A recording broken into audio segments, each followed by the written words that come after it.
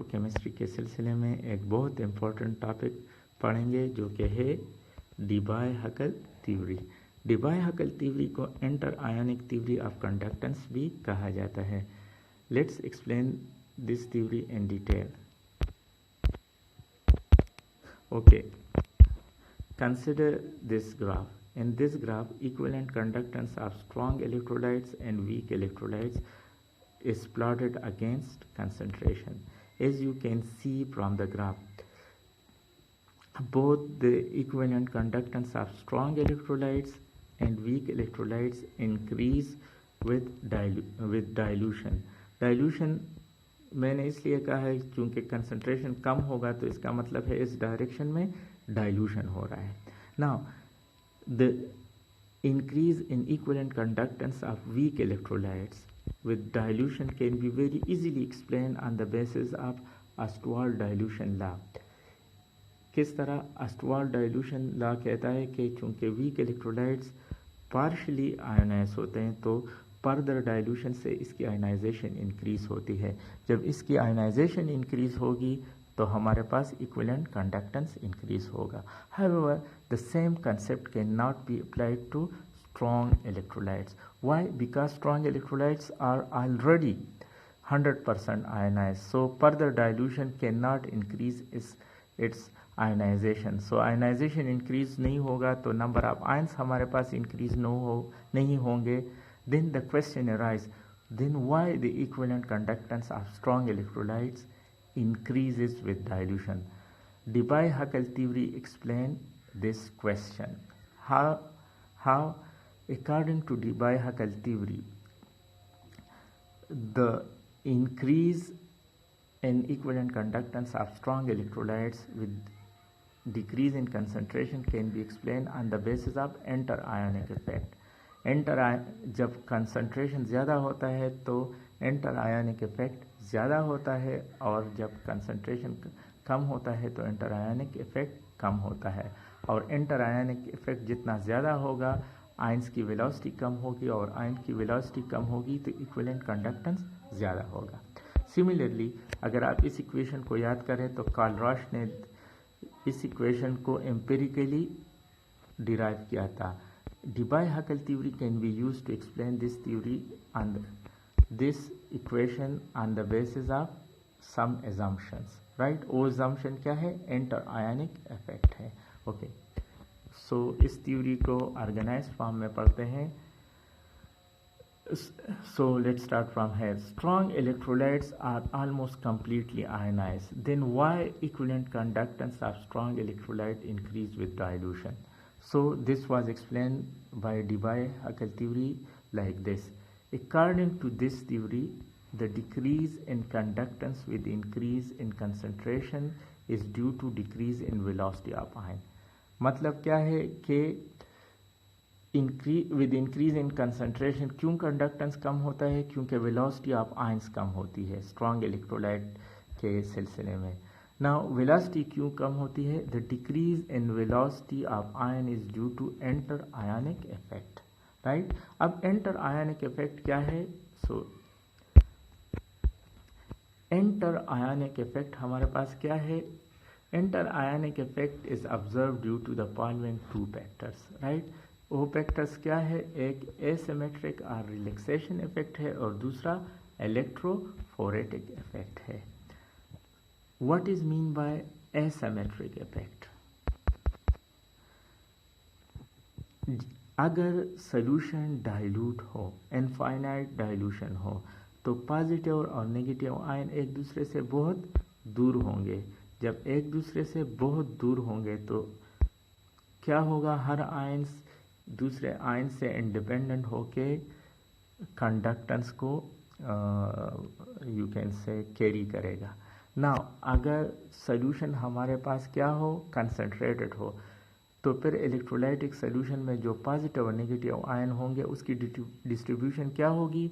हर positive ions के इर्द गिर्द नेगेटिव आयंस होंगे और हर नेगेटिव आयंस के इर्द गिर्द पॉजिटिव आयन होंगे। यहाँ पे जो नेगेटिव आयन इर्द गिर्द है इसको हम क्या कहते हैं? आयनिक एटमॉस्फेयर और काउंटर आयंस कहेंगे। और जो सेंटर में आयन है तो इसको सेंट्रल आयन कहेंगे। मतलब क्या है, हर पॉजिटिव आयन को नेगेटिव आयन के एटमॉस्फेयर ने घेरा होगा और हर नेगेटिव आयन को पॉजिटिव आयन के एटमॉस्फेयर ने घेरा होगा। Now in the absence of electric field, हमारे पास आयनिक एटमॉस्फेयर क्या होगी, सिमेट्रिकल होगी, राइट। और सेंट्रल मेटल आयन पर कोई भी नेट फोर्स नहीं होगा। जब हम इलेक्ट्रिक फील्ड को ऑन करते हैं, यहाँ पे लेट से हमने इलेक्ट्रिक फील्ड को यहाँ पे ऑन किया है, तो फिर क्या होगा, चूंकि पॉजिटिव आयन कैथोड की तरफ मूव करेगा और नेगेटिव आयन हमारे पास एनोड की तरफ मूवमेंट करेंगे, तो जो सिमेट्री थी वो क्या हो जाएगी, डिस्टॉर्ट हो जाएगी। जब सिमेट्री डिस्टॉर्ट हो जाएगी तो इसका मतलब है कि there will be more negative ion on one side, इस साइड पे, और less negative ion on the other side, जिसकी वजह से पॉजिटिव आयन पर एक नेट फोर्स होगा इस डायरेक्शन पे। और ये नेट फोर्स क्या होगा, अप्लाइड इलेक्ट्रिक फील्ड के अगेंस्ट होगा, जिसकी वजह से इस पॉजिटिव आयन की क्या होगी, वेलोसिटी कम होगी, और वेलोसिटी कम होने से इसकी क्या होगी, कंडक्टेंस कम होगी। एक दूसरा पॉइंट इसमें यह है कि जब पॉजिटिव आयन मूव करता है तो आयनिक एटमॉस्फेयर डिस्टॉर्ट होता है, इसके बाद फिर बनता है, फिर डिस्टॉर्ट होता है। So the rate of distortion is high then the rate of formation. So इन दोनों के डिफरेंस को हम रिलैक्सेशन कहते हैं, तो इसलिए इस इफेक्ट को रिलैक्सेशन इफेक्ट कहते हैं। सो यू कैन सी किस तरह इंटर आयनिक इफेक्ट की मदद से वेलोसिटी ऑफ आयंस कम हो गई। अब यहाँ देखें पॉइंट्स को, in presence of electric field, asymmetric ionic atmosphere under the influence of electric field, there is a net force on the ion against electric field, मतलब velocity of ions कम होगी, right?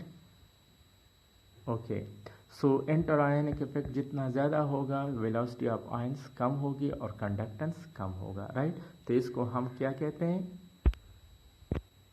Asymmetric effect, right. दूसरा हमारे पास जो effect है वो है electrophoretic effect, excuse me, electrophoretic effect, थोड़ा सा अरेंज करने दें मुझे।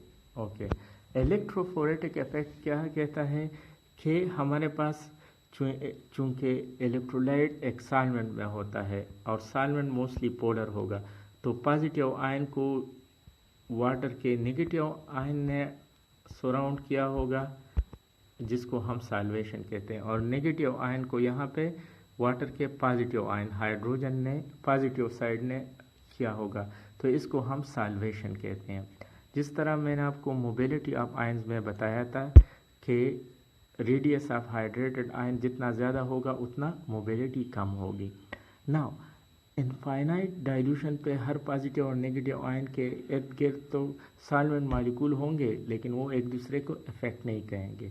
नाउ अगर सॉल्यूशन हमारे पास कंसंट्रेटेड होगा तो किस फॉर्म में होगा, you can let me choose a colour which is different from other. हमारे पास सेंट्रल मेटल आयन है और हमारे पास you can say counter ions है।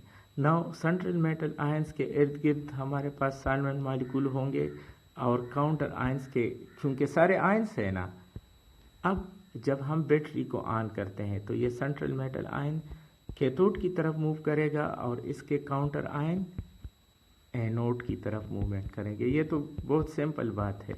नाउ सेंट्रल मेटल आयन अपने हाइड्रेटेड एटमॉस्फेयर के साथ मूव करेगा और इसी तरीके से जो काउंटर आयंस है, जो क्लाउड के आयंस है जो इसके इर्द गिर्द थे, वो भी अपने यू कैन से सॉल्वेंट मॉलिक्यूल के साथ मूवमेंट करेंगे, राइट। चूँकि दोनों तरफ सॉल्वेंट मॉलिक्यूल की मूवमेंट होती है तो ये एक दूसरे को रेजिस्टेंस ऑफर करते हैं, ये वाला भी रेजिस्टेंस ऑफर करता है और इसके सॉल्वेंट मॉलिक्यूल भी रेजिस्टेंस ऑफर करते हैं, जिसकी वजह से सेंट्रल मेटल आयंस की मूवमेंट इंतहाई कम होती है और ये इफ़ेक्ट चूँकि अगेंस्ट इलेक्ट्रिक फील्ड होता है तो इसलिए कंडक्टेंस कम होती है। इस इफ़ेक्ट को मैंने लिखा है प्रॉपर तरीके से, वो क्या है, When the electric field is applied, the central metal ion will move towards cathode, while ionic atmosphere along with its solvent molecule will goes towards anodes. ज़ाहिर बात है जो काउंटर आयन है उसके इर्द गिर्द भी सॉल्वेंट मॉलिक्यूल है, सेंट्रल मेटल आयन के इर्द गिर्द भी मॉलिक्यूल है सॉल्वेंट के, दोनों अगेंस्ट मूवमेंट करेंगे. Since ionic atmosphere is composed of more ions, हमेशा आयोनिक एटमॉस्फेयर के नंबर ऑफ आयन ज़्यादा होंगे और सेंट्रल तो एक होगा, so more ion will be carried in the direction opposite to the applied.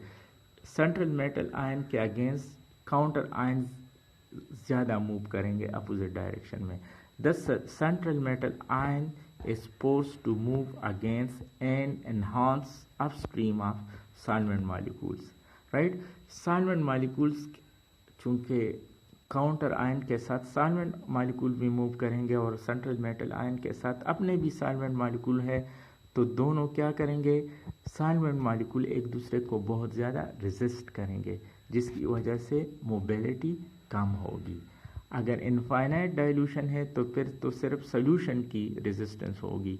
यहाँ पे उस सॉल्वेंट मॉलिक्यूल की भी रेजिस्टेंस है जो कि ज़्यादा है, जो कि काउंटर आयन के साथ सॉल्वेटेड है.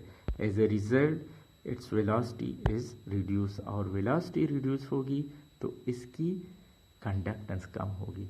तो इंटर आयनिक इफेक्ट को अगर मैं समराइज करूँ तो क्या है, इंटर आयनिक इफेक्ट मीन्स के आयंस जो पॉजिटिव और नेगेटिव आयन है वो एक दूसरे को इलेक्ट्रोस्टैटिकली अट्रैक्ट करते हैं, जिसकी वजह से वो अगेंस्ट इलेक्ट्रिक फील्ड एक्ट करते हैं और एक दूसरे के वेलोसिटी को कम करते हैं. Right, so electrophoretic effect and next is relaxation effect या एसिमेट्रिक इफेक्ट. वो क्या करते हैं, एंटर आयनिक इफेक्ट काज करते हैं and result velocity of ion is decreased. Right, now इस थ्योरी के assumption लास्ट में पढ़ते हैं. This theory is applicable to strong electrolyte. As already I told you, strong electrolyte dissociate completely and as a whole are neutral. As a whole neutral होते हैं, लेकिन जिस तरह मैंने आपको बताया कि पॉजिटिव आयन को सराउंड किया होता है नेगेटिव, तो पर यूनिट एरिया में भी पॉजिटिव और नेगेटिव चार्ज हो, लेकिन एज ए होल न्यूट्रल होगा. It is a theoretical explanation for deviation from ideality in solution of strong electrolyte. Ideality का मतलब है कि इसका कंडक्टेंस 100% क्यों है, क्यों हाई कंसंट्रेशन पर इसका कंडक्टेंस कम है. This theory is an analytical approach to the factor influencing activity coefficient of ionic strength. हम इसको एक्टिविटी कोएफिशिएंट के साथ कल रिलेट करेंगे. Right, okay. In electrolytic solution positive and negative ions can not be treated independently. क्यों independently treated नहीं करेंगे, क्योंकि पॉजिटिव और नेगेटिव आयन एक दूसरे को इलेक्ट्रोस्टैटिकली अट्रैक्ट करेंगे. A cation is always accompanied by anions and anions by cations. Right, cation और एनायन एक दूसरे को सराउंड करते हैं. पॉजिटिव आयंस को नेगेटिव आयंस सराउंड करेगा और नेगेटिव आयंस को positive ion. There is a electrostatic interaction among ion in electrolytic solution. Right, तो ये इसके बेसिक एजम्पशन है. Right, so the whole story क्या है कि स्ट्रॉन्ग इलेक्ट्रोलाइट्स की कंडक्टेंस जो है हमारे पास वो डाइल्यूशन से इंक्रीज होता है. क्यों, क्योंकि इलेक्ट्रोलाइटिक सोल्यूशन में पॉजिटिव और नेगेटिव आयंस होते हैं जो एक दूसरे के वेलोसिटी को अफेक्ट करते हैं. जिस तरह जितना सोल्यूशन डाइल्यूट होगा उतना आयंस एक दूसरे से दूर होंगे, और जब आयंस एक दूसरे से दूर होंगे तो क्या होगा, हमारे पास इंटर आयोनिक इफेक्ट कम होगा, और इंटर आयोनिक इफेक्ट कम होगा तो वेलोसिटी ऑफ आयंस ज़्यादा होगी और कंडक्टेंस ज़्यादा होगा. Thank you. Tomorrow we will relate Debye-Huckel theory to activity coefficient. Okay.